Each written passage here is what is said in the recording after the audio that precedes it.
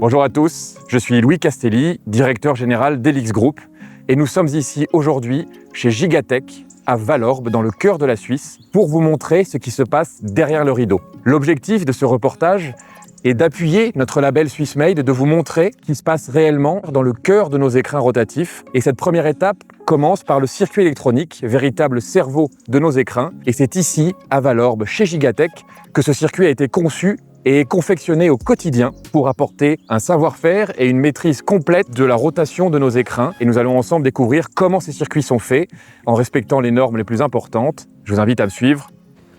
Nous sommes maintenant à l'intérieur des locaux de Gigatech et je vais laisser la parole au maître des lieux, Claude Alain, qui va vous accompagner durant cette visite et vous présenter les différentes étapes de fabrication de nos circuits électroniques. Bienvenue, je suis le directeur d'exploitation ici. Je vais vous faire une présentation des lieux. Première étape ici, la pose des composants SMD. Donc la pâte à souder est en fait la soudure. C'est des micro-billes de soudure qui vont permettre de créer les joints de soudure sur la carte. La sérigraphieuse va déposer grâce à une racle la bonne quantité de soudure aux beaux endroits sur la carte. Une fois cette étape faite, on peut voir le dépôt de pâte qui a été fait sur la carte. On peut reconnaître par la soudure qui est grise, mate. La carte va être convoyée dans la prochaine machine qui va permettre de déposer les composants.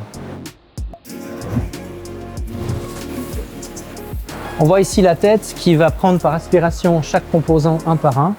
Les composants sont chargés ici dans leur ruban.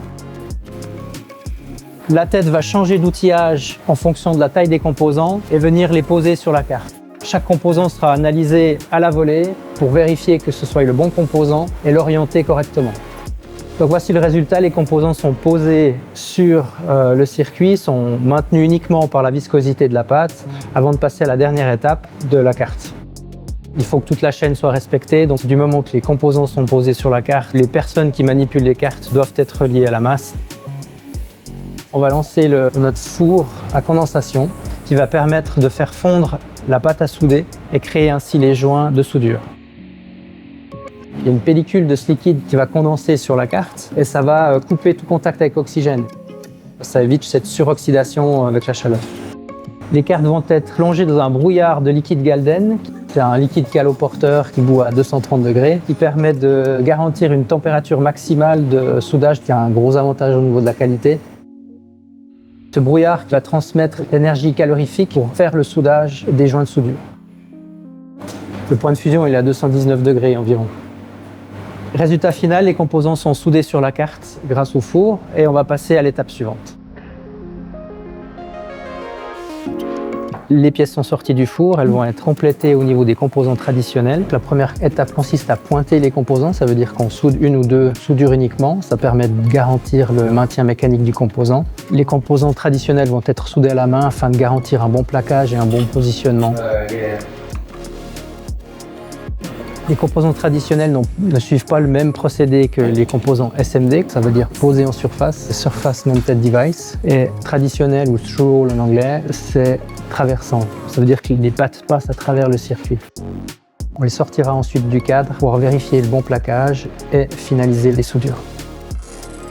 Et on les sépare avec un couteau qui va passer dans ce fraisage et qui va séparer proprement les circuits.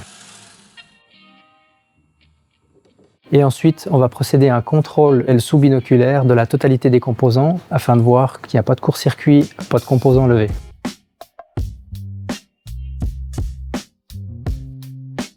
Chaque circuit est contrôlé, chaque composant est contrôlé.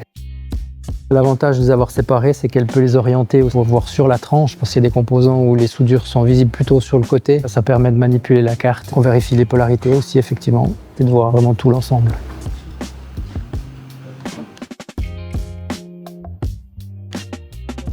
Dernière étape avant le montage, on va faire un contrôle électrique des fonctionnalités du circuit. Donc là, le but dans ce test, c'est de vérifier que tout est bien connecté, tout est bien fonctionnel.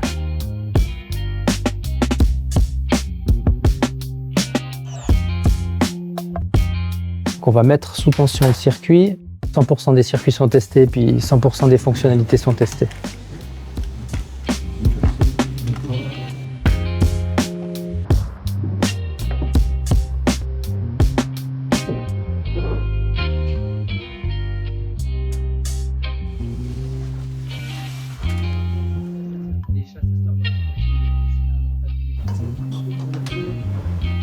3 étapes. Première étape, montage des cylindres. Donc la partie cylindre rotative va être montée en premier. Montage du pignon qui va permettre le mouvement du cylindre.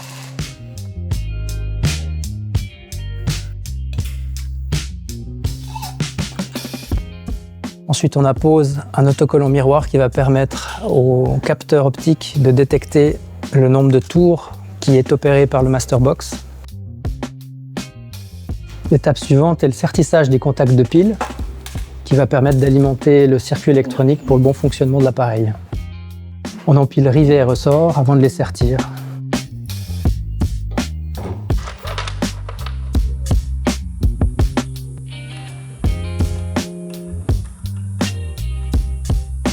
On applique du frein-filet sur la vis centrale afin d'éviter tout dévissage intempestif du tambour une fois mis en place.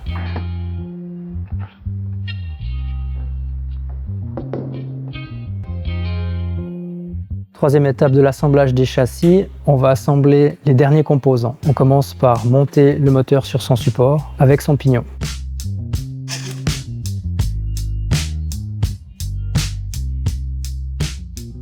Le moteur est bien sûr Swiss made. Il consomme très peu de courant, ce qui est très important afin de garantir la durée de vie de la pile. Un mouvement fluide et peu bruyant. On va mettre en place le système motorisé et on va régler l'alignement.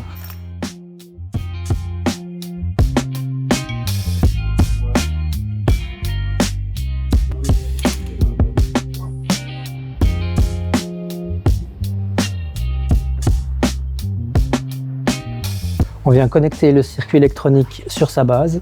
Et dernière étape, on va venir tester rapidement le fonctionnement pour voir si tout est bien connecté.